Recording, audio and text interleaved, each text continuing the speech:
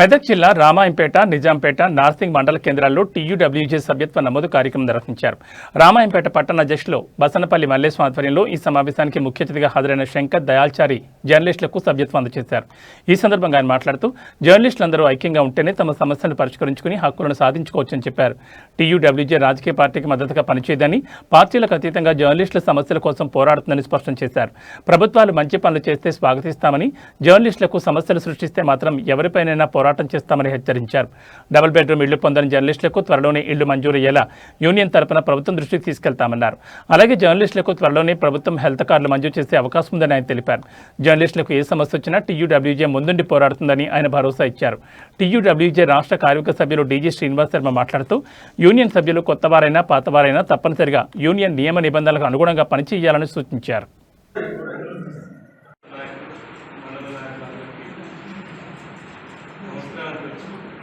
ఇలాంటి కార్యక్రమాలు తరచుగా జరుపుకోవడం సంతోషంగా ఉంది.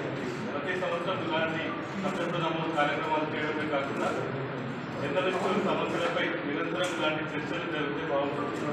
ఎన్నో సమస్యలు మండల స్థాయిలో ఉన్నాయి. చాలామంది ఇలాంటి వాటిలో సభ్యత్వం లేకుండా ఇబ్బంది పడుతున్నారు. ఇంకోటి అక్రిడేషన్ విషయంలో కూడా ఇబ్బందులు ఎదుర్కొంటున్నారు. చాలామంది వర్కింగ్ జర్నలిస్ట్ చేసినప్పటికీ సభ్యత్వం పొందలేకపోతున్నారు. కొంతమందికి ఫీల్డ్లో వర్క్ చేస్తున్నా అక్రిడేషన్ లభించని పరిస్థితి నెలకొంది.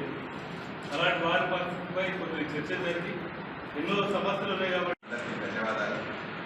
నిజంగా రామంపేట వచ్చిన బర్త్డే టీయూడబ్ల్యూజేకి అన్నట్టు ఏ కార్యక్రమం అయినా ఈ ప్రాంతంలో సభ కానీ సమావేశాలు కానీ నిర్వహిస్తుందా కొనసాగుతుంది. ఎందుకంటే గత 30 సంవత్సరాల నుండి యూనియన్ ఏ కార్యక్రమం చేపట్టినా అది విజయవంతంగా ముగిసింది అని చెప్పవచ్చు.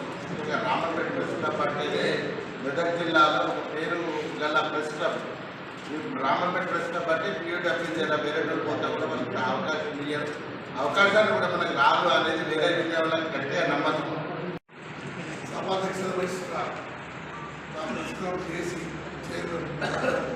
వసనపల్లి మల్లేశం గారికి, అలాగే చేసిన జిల్లా అధ్యక్షుడు శంకర్ దయాచార్య గారికి, ప్రధాన కార్యదర్శి సంతోష్ గారికి, ఐజేబీ రాష్ట్ర సభ్యులు కాశ్యప్ గారికి, రాష్ట్ర పక్ష మెంబర్ ప్రిన్సిపల్ శ్రీనివాస్ గారికి, జిల్లా ఎలక్ట్రానిక్ మీడియా అధ్యక్షుడు నాగరాజ్ గారికి, ప్రధాన కార్యదర్శి తర్వాత యంగ్ లీడర్ జనరల్ ఇప్పుడు ఆంధ్రప్రదేశ్లో మాకు సంఘానికి చేరబోతున్న సభ్యులకు ఆయనకు శుభాకాంక్షలు.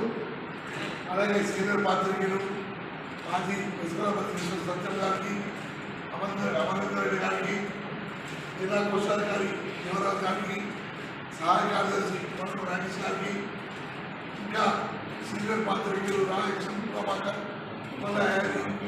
మొత్తం సత్యంగా మనకి నారాయణ ఐక్యత, సంఘం యొక్క బలం, పనిచేసినటువంటి దాఖలాలు, అందుకు నిదర్శనాలు మెదక్ జిల్లాలోనే జరిగినటువంటి విషయాలు గతంలో ఉన్నాయి. సీనియర్ నాయకులు అందరూ, సీనియర్ జర్నలిస్టులు అందరూ కూడా తెలుసు. అదేవిధంగా మనం ఎందుకంటే ఒక సంఘంగా ఒక ఐక్యంగా మనం ముందుకు సాగినట్లయితే మనం ఏ హక్కునైనా సాధించుకునేటటువంటి పరిస్థితి ఉంటుంది. గతంలో కూడా ఇక్కడ రామంపేట, మన మెదక్ నియోజకవర్గం రామంపేట మరి గతంలో ఉన్నటువంటి ఎమ్మెల్యే గారు మరి ఇంచుమించు మెజారిటీగా ఇక్కడ డబుల్ బెడ్రూమ్ ఇల్లు సాధించుకున్నటువంటి విషయాన్ని ఉద్దేశించి ఇంకా కూడా నాకు తెలిసి అర్హులైనటువంటి ఒక 5-6 మంది ఉన్నట్టుగా నా దృష్టికి వచ్చింది. మరి ఆ విషయంలో కూడా మరి ఖచ్చితంగా మన స్థానిక ఎమ్మెల్యే గారి దృష్టికి తీసుకెళ్ళి ఆ సమస్యను పరిష్కరించుకుందామని తెలియదు. మరి ఎందుకంటే మనకు వాస్తవానికి ఈరోజు ప్రస్తుతం ప్రతి జర్నలిస్టు చాలామంది సీనియర్ జర్నలిస్టులకు బీపీలు, షుగర్ యాజమాన్యాలకు గుర్తింది. కాబట్టి దాంతో చాలా ఆరోగ్యమైనటువంటి సమస్యలు ఉన్నాయి.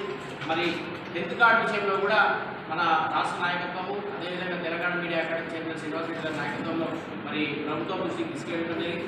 బహుశా ఈ నెలాఖరు వరకు, అంటే ఈ నెలాఖరు అంటే సెప్టెంబర్ 20వ తారీఖు వరకు ఒక మంచి కబురు వస్తాయనేటువంటి ఆశాభావంతో రాష్ట్ర నాయకత్వం మరి జిల్లా నాయకత్వానికి తెలియజేయడం జరిగింది. ఒక మంచి, ఎందుకంటే మన జర్నలిస్టులకు తర్వాత ఎంప్లాయీస్ సంబంధించినటువంటి హెల్త్ స్కీమ్ ఒకటి రాబోతున్నట్టుగా వాళ్ళు తెలియజేయడం జరిగింది.